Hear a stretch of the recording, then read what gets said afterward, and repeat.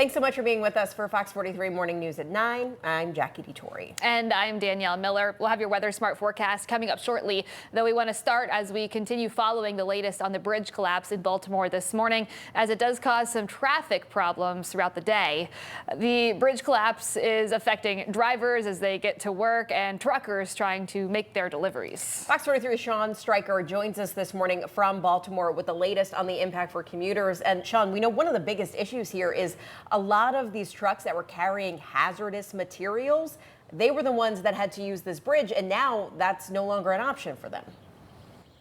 Yeah, so now they must find an alternate route, which most likely includes going around the north side of Baltimore on this 695 Beltway. Of course, it is 9:30 this morning, the tail end of that morning commute. But this bridge collapse is not just affecting those commuters, as you just said. It's affecting people traveling up and down the East Coast.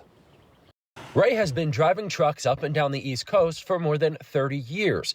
He was filling up his tank so he could head north back home to Connecticut Monday night when he decided to take a nap here at this Royal Farms on Holabird Avenue, just north of the Key Bridge, until his wife was in a panic. Woke me up, and she didn't know where I was, so I know she had to be scared. But it's a trip he's familiar with and feels blessed. So I was lucky I got off before all of this happened, and I'm going north. Michael Taylor lives in East Baltimore and crosses the Key Bridge twice a day, every day. First thing I thought about was like, what if that was me on my way to school? All them people dropped down there, drowning, and only thing I could think about is their family, you know? State officials say more than 35,000 vehicles cross the Key Bridge every day. And now those drivers, whether they're making a trip up and down the East Coast, heading to the Port of Baltimore, or just trying to make their 10-minute commute to school, will have to find a new way. GPS ain't too much of a help because we keep getting stuck. Or if you're a truck driver like Ray, you'll stay put in Connecticut for now. I don't plan on coming down until they figure it out. That's the best way. Now, as you just heard, 35,000 people make their way across the Key Bridge each day. They now must be split amongst the two tunnels, the 95 and 895 tunnel. Or, like I was saying earlier, they could take the long way and go around the north side of Baltimore, but that really adds a lot to the commute. So a lot will need to be sorted out and shifted out over the next coming days, weeks, and even months. Now, of course, the traffic, the commute is one issue. The environment, another issue. Remember, this happened in an area that already struggles with really harmful carbon emissions. Russ Dickerson, a professor at the University of Maryland, says that while there is still a lot of answers that need to be questions that need to be answered, there will be a long-lasting environmental impact.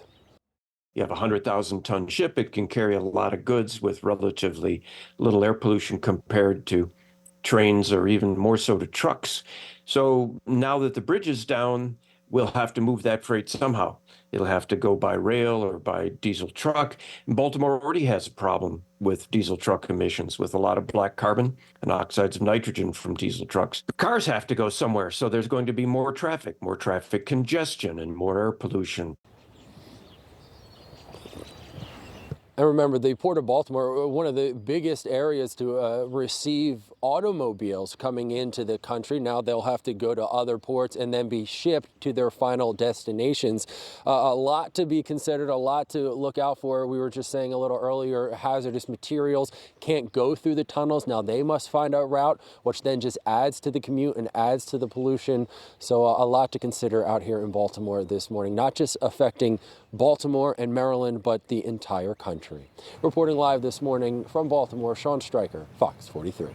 All right. Yeah, Sean, thanks so much. And of course, you know, we're still awaiting any word from officials. It's been more than 12 hours since we've heard from them. We heard from them a lot yesterday. Those were the initial impacts. But Sean, to kind of talk about what you're seeing there now, because typically it slows down a bit at this point when they're in this recovery phase.